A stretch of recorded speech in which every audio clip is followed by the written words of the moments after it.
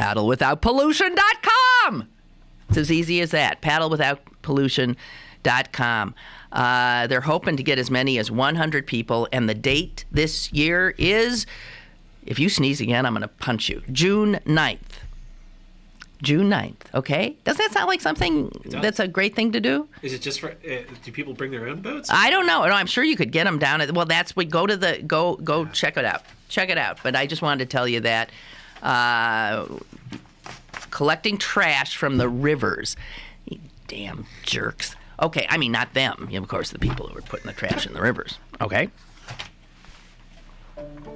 Saving energy saves you money.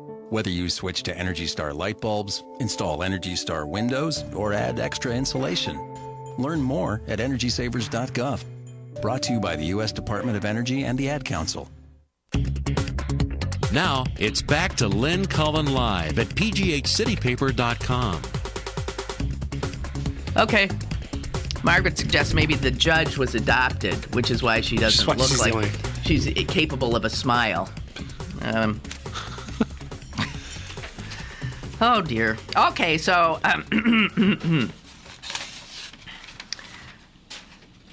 oh, there's a funny story in here. Did you see this? I don't know. I can't see what it is. You know John Elash? Oh, yeah. John Elash? We've heard of him because he's a big defense attorney, isn't he? He's always in those high-profile cases. Always in these high-profile cases. Well, he needs a defense attorney.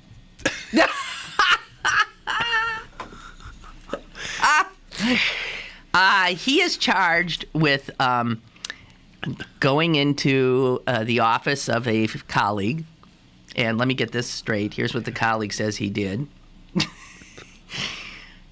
He choked him, bit him, tried to gouge his eyes out, and hit him repeatedly in the face. And what was this all about? They were arguing about a computer monitor. Yes. Yeah, I guess he's a little volatile. Elash has a reputation, for that sort of stuff. Yeah, he's known for having, and as a matter of fact, he's been charged with assault before. Yeah, he went after some cops in a courtroom or something. He went after 3 cops. The guys must be a little bonkers. Yeah. Is he a good lawyer? I mean, has he got a winning record? I'm not going to say no because I kick my ass, apparently. Okay, so this was happening, in the Grant Building just yesterday. What fun! Yeah. He was beating up the son of his longtime friend. And former law partner, if I recall correctly. Exactly. James DePasquale. And interestingly, I swear to God, when I was reading the Wall Street Journal article, they said that one of the attorneys representing one of the sisters was Jim DePasquale. Oh. So is this? So he made his way into on 2 separate stories in 2 different publications. Anyway, the DePasquale that got beat up said he thought he would be. I guess Elash warned him that he would be dead the next time they saw each other. And DePasquale said, "I was scared to death. I thought he was trying to kill me." Is Elash a big guy? I don't think so. You don't think so? But, well, the guy beat up was 36. 36 years old. Can, be scary. Okay. He was beating up the office manager. So, Jess, you've been trying to get your computer fixed for a while, and I'm sure it was the same kind of a problem here. You just got to get a little assertive. Now, Jess, violence never solved anything. I think it's important to say. Unbelievable. Except at a certain suburban restaurant in Chicago, I guess, in which case. Yeah, it was 1999 that Elash was accused of, attacking 3 Bethel Park police officers in a courtroom. Right. Doesn't seem like a smart thing to do. I don't know. I object! Your Honor, permission to treat him as a hostile witness? Granted. Well,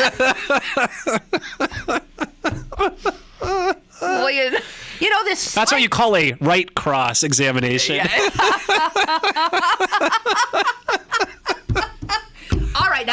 Sorry. There's a slightly hysterical tone to the show today. Yeah, it's because I'm really freaking tired. I can tell. Part of it is you're just I am like just like not. You're like I punch just drunk. Yeah, I am real tired. Do you want to hear a funny story from last night when your son kept you up? No. This is actually 2 nights ago, though. It's a funny story, which has been working on me. It has nothing to do with anything, but it's a funny story. Go for it. All right. So we've had some burglaries in our neighborhood. Ooh. And I know, hilarious, right? In the Tony suburb of Mount Lebanon? Yeah, it's the mean streets, baby, of the South Hills. So the cops have been doing this canvass and of the neighborhood and telling people, and the cop comes in and he's like 8 feet tall. This is what made me think about it, was the Bethel Park cops. He's just a very large, how some people just seem to be built on he just didn't fit in my house, basically. So he says to my wife and I, the MO seems to be the burglar comes in, doesn't really ransack the house, just kind of grabs for, the jewelry, whatever's kind of laying around open. Well, how many people have I guess they go right for the bedroom. So he says to my wife, so do you have a lot of, expensive jewelry lying around? My wife says, the only jewelry I have that's really worth anything is my wedding ring. And the cop looks at me and he says, you need to do something about that. And I said, thanks for stopping by, officer. Now, even if I don't get robbed, I'm out $1,000. Well, I thought it was, on the one hand, I just thought that was pretty awesome, actually, but it was like, you shouldn't say stuff like that, but it was really funny. Every kiss begins. Yeah, right. Yeah. Man. Yeah, you have to go get a little bauble. Yeah, that's right. So it can be stolen. Because for God's sake, these people are working hard, these burglars, so. Oh, dear God. All right. I give up. So, I thought this was pretty impressive that Pittsburgh broke into the top 10. Oh, yeah. In driving traffic jams. New York and L.A. Had 9 of the 10. Yeah. These are specific places where traffic just comes to a halt. 9 out of the 10 were L.A. and New York, which you wouldn't be surprised to hear. But we made the top 10, number 9. You guys, Green Tree Hill to the tunnel. Anybody who's driven it knows. Yeah. But when you think of the traffic, Chicago's unbearable. Yeah, Atlanta's unbearable. You name them. Well, so that's pretty incredible. And think of this. Yeah. If these transit cuts happen, we could be like in a top 5 now. Hey! Well, let's go for it. Let's dare to dream, Pittsburgh. All right. Yeah, it's as I can't. As my wife will attest, I will not allow myself to drive because in moments like that, you could be an Elash. I could go because you just sit there and you just sit there and you think. My father, I actually learned this from my father. He used to get flipped out by traffic. He would just look at my brother and I, and he would just go when he'd be in traffic, and he'd just go, "Dog meat." That's all we are, dog meat. And at the time, I thought that was hilarious. And now I'm just like, dog meat. And you just sit there and you just think about like all of these cars, and each of them has like one person in it. You know what I mean? Yeah. And then every single one of them is like disgorging all of this crap into the atmosphere. It's and insane. we are about to condemn ourselves to more of that, thanks again to our illustrious governor. That's why that's where I start to just get, and that's what I think about. Like I what I should just do is turn on the radio and listen to the hilarious morning rush comic stylings of whoever they have on DVE now or whatever. But instead, I just sit there and stew. Yeah, well, you and everybody else who's stuck. That's a time when you have to be able to essentially give up.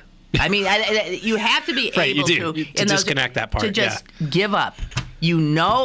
Especially for the people who do it every day, they know they're heading into that. When I was in L.A. recently, I kept saying, who would live in this place?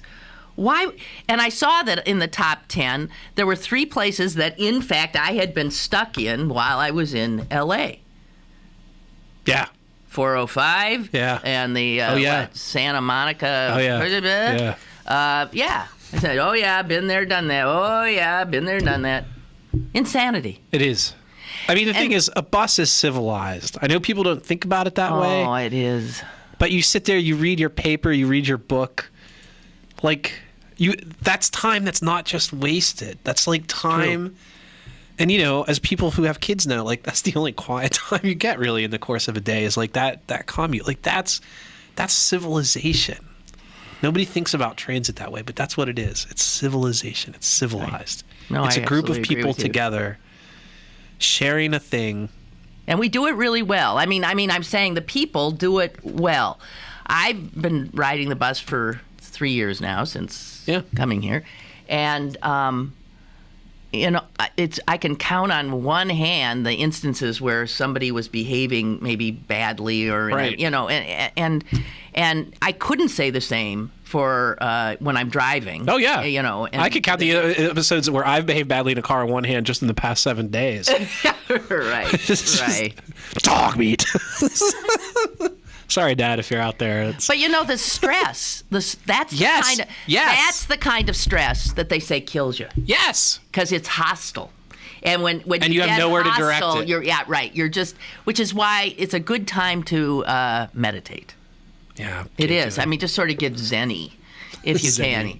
Just, all right. Zen-y. That's funny. I was thinking about that this morning. The sort of zen. I'm going to pioneer a concept called detachment parenting. Because you've heard about this attachment parenting. It's absurd. Just detachment. Yeah, I saw you had a tweet about the Time magazine, the Are You MILF Enough or whatever it was, where they got the hot chick with the kid like fastened to her boob or whatever. I'm just like, it's detachment parenting where you're just like, kid's just going to be what the kid's going to be, and I'm going to have a drink. Well, that's true. No, I was thinking, heard myself saying just last night, give them some semblance of stability. Occasionally food. Yeah, food. And, and know that, they'll be screwed up, but right. in a normal kind of a way. Right. Just avoid all extremes is what I'm thinking, generally speaking. And attachment parenting seems like an extreme to me. Yeah. And then they're weird and incapable of functioning because they think that the world actually cares about them. That's think the world revolves around them. They think the world cares about them, and in fact, it's totally indifferent. So I did see a funny cartoon of it's a psychiatrist's office, and there's a guy lying on the couch, and he has on a garter belt and all manner of sort of bizarre sexual things and a bunny rabbit hat on his head, all this kind of stuff. And he's saying, well, I don't know. It might have something to do with the fact that my mother breastfed me on the cover of Time magazine when I was 4 years old. Right. Yeah. Right. Yeah. Oh, such a good mom. And that, there's her. I actually didn't even think that was a real mom. I just thought that was a model. I didn't. It took me a while to realize. If it were a model, it would be considered child abuse or something, or sexually pornographic, right? Right. Had to have been mother and child. I didn't think about that. Yeah. Just people are nuts. People are nuts. And there's good nuts and bad nuts, but there's a lot of bad nuts around. Jesus Christ. Don't you think? Sure. How do you feel about Paterno's family getting $13.5 million from We the People? I don't know. I guess I'm not really surprised. Well, I'm not even. Take Paterno out of the picture. Okay, so this is, they said, because he was a state employee for so long, and he was, over 50 years. So, fine. He should have a nice pension. $13.5 million? I'm sorry. Yeah. Well, it all reminds me of how difficult it was to just find out what his salary actually was. His salary was never all that high. His salary was never, compared to a lot of those other big football things, it was never that big a deal. So I guess in some ways. No, Jamie Dixon makes more over at Pitt. Yeah, right. So in some ways, I think that's part of why I can't get like that outraged by it. I guess things have just become completely unmoored from any reason at all. any rational basis absolutely for whatever. True. So yeah, can't say I'm terribly surprised. I love headlines like this: "Preserve historic structures. City development plan urges." Yeah. Yeah. Good advice. Thanks, City Development Plan. Are these the same people that just ripped down the arena? No. No? No. You sure? I think the arena had to die for our sins. That's what I think. Well, I agree. I had no... I don't miss it myself. Yeah. Right. I always thought it was so ugly. I think I should take a break. Yeah, sure. Okay. You're easy. We're taking a break. More is on the way with Lynn Cullen Live. Go to BergBargains.com for great deals on tickets to the City Theater, Symphony, History Museum, and the Carnegie Museums. Check out this week's big deal featuring the top Asian restaurants in the Berg. BergBargains.com, Pittsburgh's only online deal site where the deals don't expire. BergBargains.com. Gustavo and Vela wants to thank all of southwestern Pennsylvania, the USA, and the world for helping to liberate his native country of Equatorial Guinea. Equatorial Guinea has suffered 43 years of dictatorship, 43 years of human rights abuses, 43 years of corruption, and 43 years of kleptocracy. Even with $5 billion in oil revenue in 2011, the 700,000 citizens of Equatorial Guinea earn less than $2 per day. A proud Mount Lebanon resident, please help Gustavo and Vela usher in the 21st century by allowing freedom, democracy, and socioeconomic prosperity by the rule of law for the next 43 years and beyond. Email him at presidentandvela@yahoo.com to help free Equatorial Guinea. Get Lynn Cullen Live on your smartphone. Go to citypapermobile.com now for Pittsburgh City Paper's brand new mobile app. Get the latest restaurant reviews, event listings, movie times, and of course, Lynn Cullen Live on your smartphone. citypapermobile.com. Now, it's back to Lynn Cullen Live at pghcitypaper.com. He's sighing next to me. Hey. Boy. Hey. So the guy who invented the television remote died. That's the big obit of the day. Yeah. Made it to 90-something. Good for him. Yeah. But I'm thinking that was not a great invention. What do you? Well, because it created couch potatoes. Right? You couldn't, if you had to get up every time you wanted to. No, you couldn't just sit on the couch. It'd be too annoying to get up and you'd get up and leave. You'd do something else. I will say, remote controls are my child's favorite toys right now. He walks around with two of them, and he just clicks them at stuff. See what this guy begot? Right. And then does your control work when you try to turn on the television? We took the batteries. Oh, you took the batteries out. So I mean, this is our fake control. We thought it was important to teach him the lesson of futility. Get used to it now, little boy. Indeed. Again, detachment parenting. You know, I'm all for detachment. I really am. I was a relatively detached parent, very much against. And I mean detachment in the Zen sense, not in the uncaring. And let the kid become who she is supposed to be. Get the hell out of their way. These parents today make me nuts. Let the child escape the wheel of suffering. Yes. So I see you got a Planned Parenthood thing here. I don't know what's up, but apparently our good friend Daryl Metcalf. Oh, now what's he doing? He's having a press conference today, and apparently it's going to be one of those idiotic defunding bills. Okay. Well, that's what this is about. Now, this is from Planned Parenthood, but it's just sort of cataloging all of the things that the Daryl Metcalfs of the country are doing, and it's clear.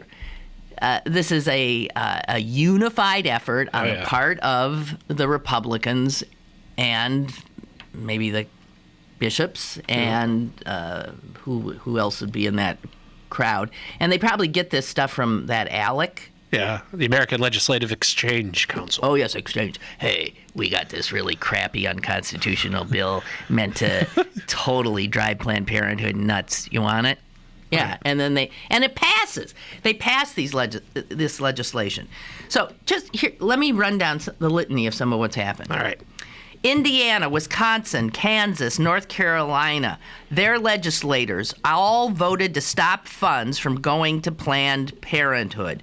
And that meant that thousands of women in those states could not get cancer screenings, birth control, and all this other stuff. Okay, well done, politicians. Indiana's governor was even willing to reject Medicaid funding for all of the state's low-income residents rather than allowing Planned Parenthood to receive one stinking dime. There's no war on women. One of the things that, I don't know if Metcalf was the sponsor, but I do believe this did pass in Pennsylvania. They passed these laws requiring, because Planned Parenthood does some surgical procedures, right? Right. So then they say the hallways have to be a certain... Right. Yes, that did pass. It's a certain width. Yes. The janitorial closet has to be a certain size. Right. Things this that from have... your deregulatory government, deregulatory Republicans. And all this is harassment. It has nothing whatsoever to do. They don't have laws like this. The place where you go and get, Botox and those kinds of places that are also doing procedures. These laws don't come after them. Right. And supposedly this is about the health of the women who are coming into these. So it's talk about cynical, talk about lying bunch of creeps. Arizona. Oh my God. That's all you have to say. You can just go Arizona. Okay, that's it. There are only in Phoenix and Tucson. That's a big state. Only in Phoenix and Tucson are there any abortion services available. And the state also gives pharmacists permission to refuse to fill birth control prescriptions. Yeah, it's a moral, what do they call the conscience clause? So if you live in say you live in a rural area, and there's one damn, pharmacist within 100 square miles, right?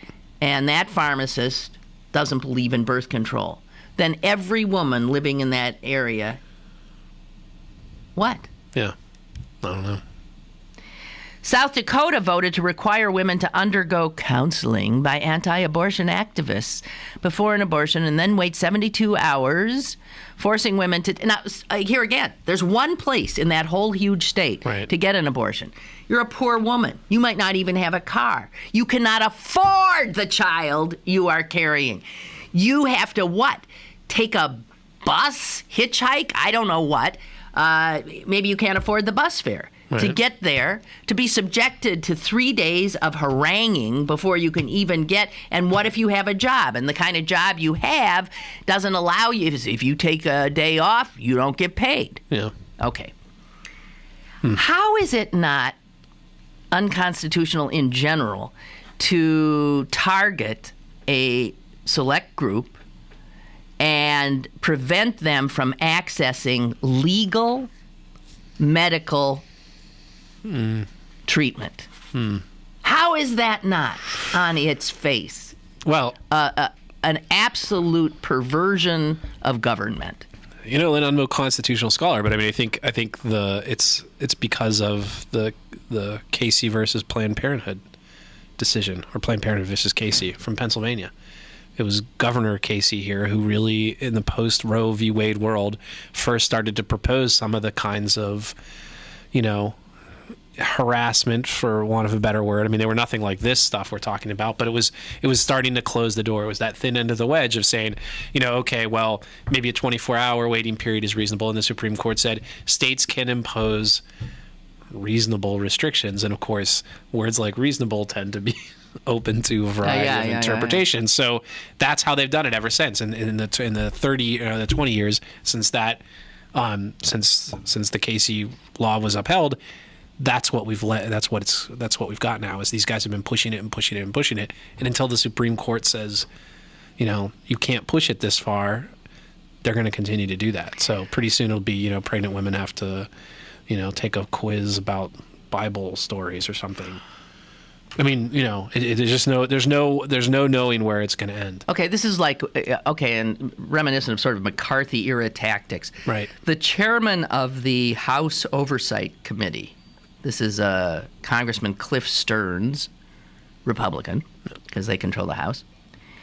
He has begun an investigation of Planned Parenthood, in which he is, get this, demanding 13 years of financial records from all of the nearly 800 Planned Parenthood health centers.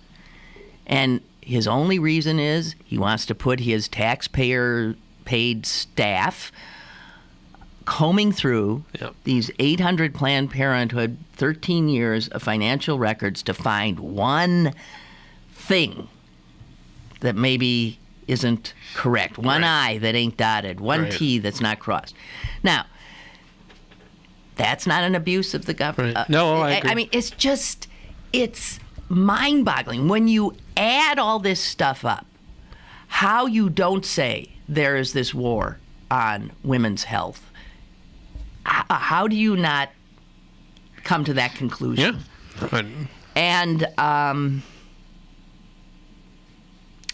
the fact that you have a Democrat in the White House has helped somewhat, so that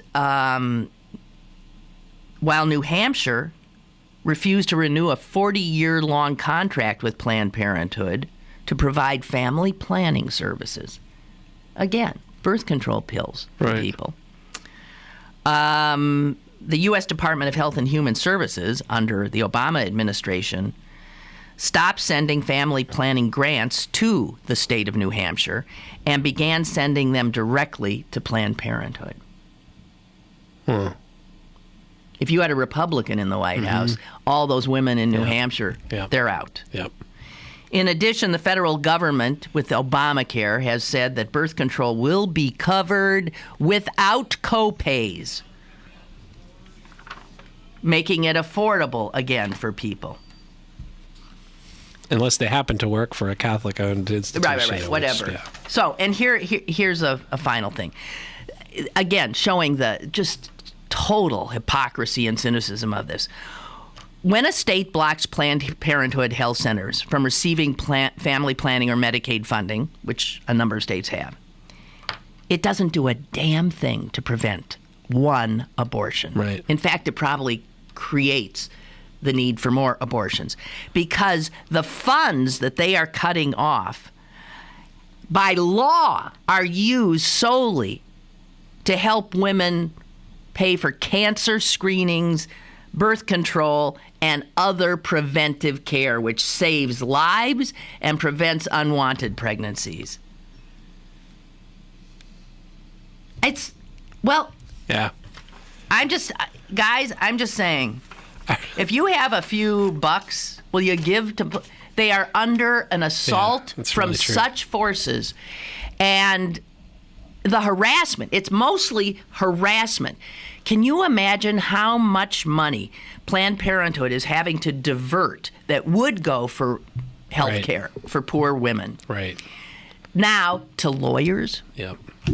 To filling out congressional requests for information and making photocopies of 813 years of financial records. Yeah. It's time for all the people on the other side who just sort of sit on their hands and, cluck, cluck, and tisk, tisk, and shake their head in disbelief to do something and fight back. And make yourselves known, heard, felt. It's unbelievable that there are not 500 million women in the streets of this country right now. Talking about a protest coming full circle. Right. And not the usual suspects. Right. The unusual suspects. Right. The women who've never done a demo. I wouldn't march in a demonstration. Well, will you march for your daughters? Yeah. You men too? Will you march for your daughters? Who can believe? My sister was saying the other day, her daughter, who's in her mid-20s, she has no, and like Jess, there's no memory. Right, of what it was before. Yeah. And that's where they're trying to put us. That created an entire women's movement. Right. Which is why I even have a job here, why you have a job. They're trying to push it all back. And so you're going to end up without access to birth control, for God's sake.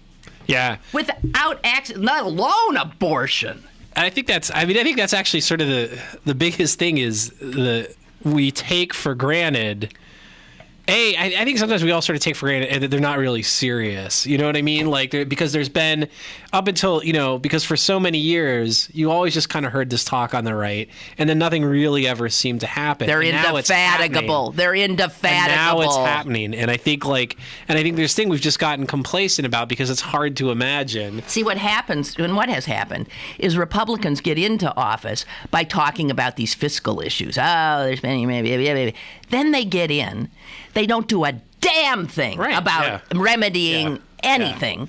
And all they do is push these social agenda. Right. So all of you people who are given to being sort of seduced by the tough fiscal policies that the Republicans tout, understand. First of all, those don't work. Second of all, they often don't implement them. They create bigger deficits, bigger budgets than Democrats ever do. Yeah. And all they do with their time is put their noses into your bedroom, up your vagina. They prevent all kinds of freedoms that you just assume you had. Right. And you did have them. Yeah, believe it. For a very long time. Did. For many years. Right.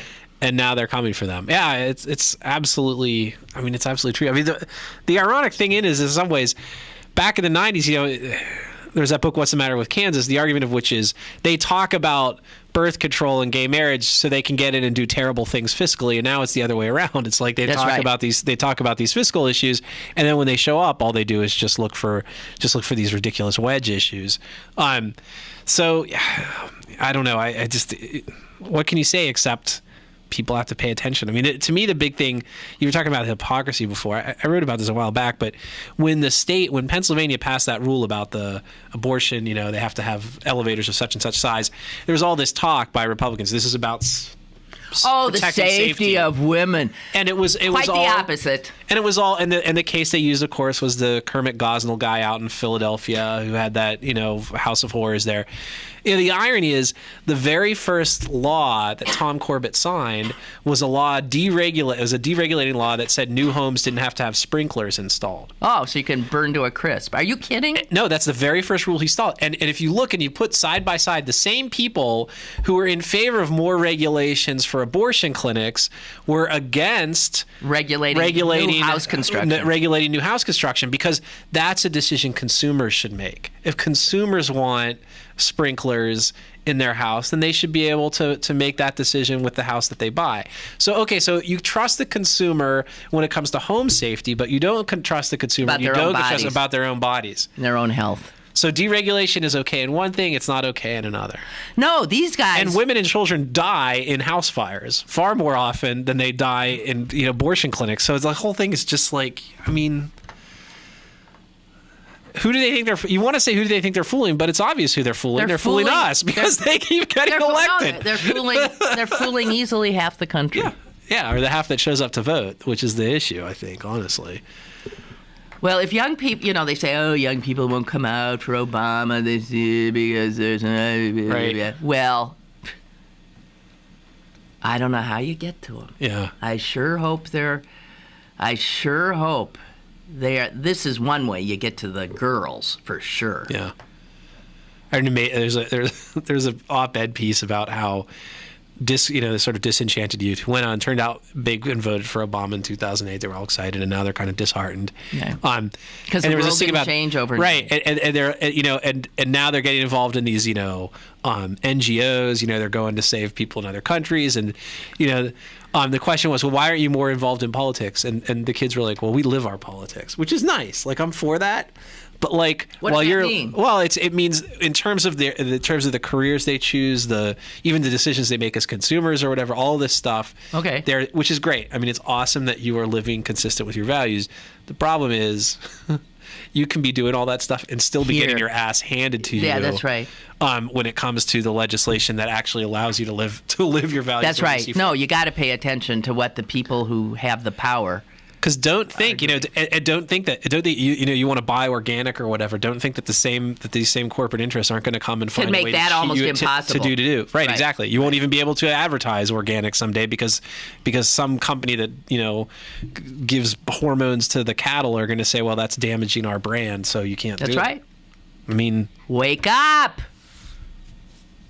Jess, you tell your friends to wake up. Yeah, Jess. It's your this fault. is all your fault. That's right.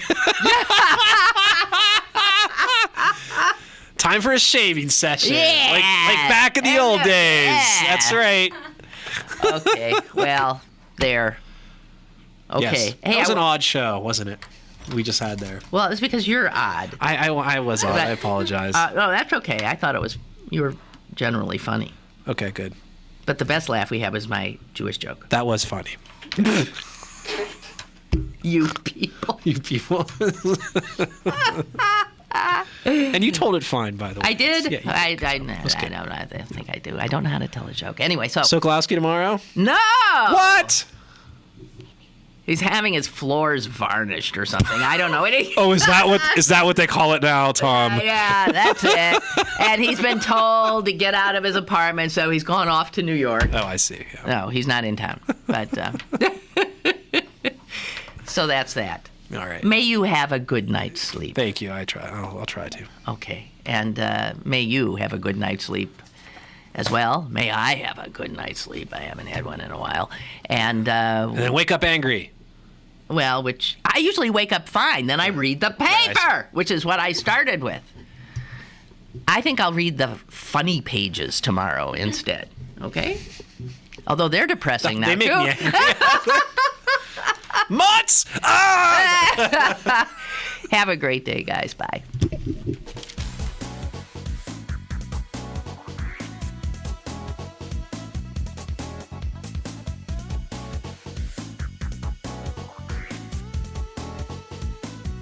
Lynn Cullen Live, Monday through Friday from 10 a.m. to 11 a.m. and archived at pghcitypaper.com. The opinions expressed on Lynn Cullen Live are those of the host and do not necessarily reflect the viewpoints of Pittsburgh City Paper, Steel City Media, and its advertisers.